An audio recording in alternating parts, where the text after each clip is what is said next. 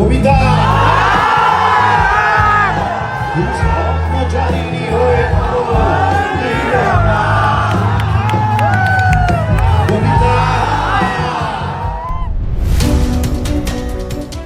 Saudi সরকারের আমন্ত্রণে প্রথমবারের মতো দেশটিতে গান গাইতে গেলেন Bangladesh Rockstar Mahfuz Anam James. Bangladesh culture শিরোনামের একটি কনসার্টে অংশ নেন তিনি। এদিন বাঙালি রকস্টারের গান শুনতে রিয়াদের আল সুয়াইদা পার্ক হয়ে ওঠেন কানায় কানায় পূর্ণ।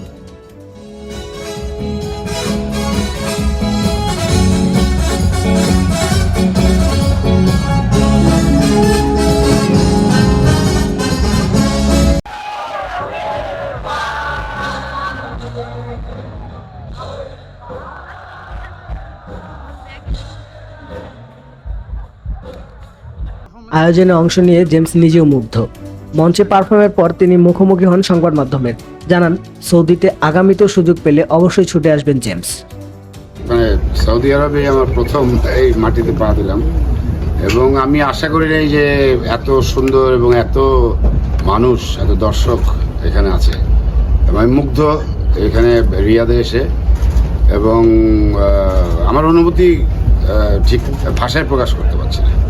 আপনি তো বললেন যে বেঁচে থাকলে আবার আসবেন। নিশ্চয়ই নিশ্চয়ই নিশ্চয়ই রিয়াদে আমি বারবার আসবো ইনশাআল্লাহ। একটা সময় সাংবাদিকদের প্রশ্ন উত্তরে তিনি বলেন, রেমিটেন্স যোদ্ধারা অনেক কষ্ট করেন, কর্মমুখর জীবনে তাদের অনেক সময় আনন্দিত করতে পারলাম, সেই সঙ্গে সঙ্গীতের মাধ্যমে তাদের সাথে যে মেলবন্ধন তারা এনজয় করলো। আশা করি তারা দেশের জন্য সামনে অনেক ভালো কাজ করবে ইনশাআল্লাহ। এই কর্মমুখর এই যে জীবনে তারা যে ছোট্ট এই যে আনন্দটুকু, এই যে এই আমরা আসলাম এই সঙ্গীতের মাধ্যমে, এই যে একটা মেলবন্ধন হলো এবং তারা এনজয় করলো, আনন্দ করলো, এবং ইনশাল্লাহ তারা আরও পরিশ্রম করবে এবং দেশের জন্য আরও অনেক কাজ করবে ইনশাল্লাহ।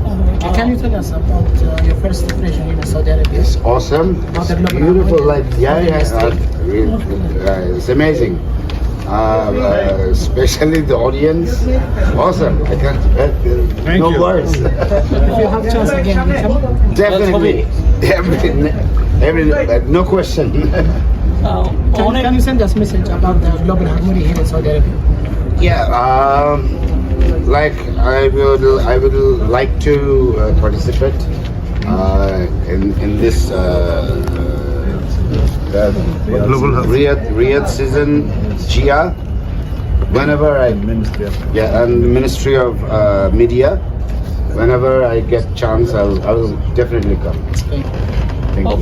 অনেকেই বাইরে প্রচুর লাইন, মানে দুপুর 12টার পরে আমি এক নামাজে এক মসজিদে গেছিলাম, তখন থেকেই তারা বাইরে আসার জন্য অপেক্ষা করছে এবং অনেকেই দেখিয়েছি তারা ঢুকতে পারে না। তাদের উদ্দেশ্যে নেক্সট টাইম পরবর্তীতে অবশ্যই তারা যখন আসবো অবশ্যই তাদেরকে গান শোনাবো।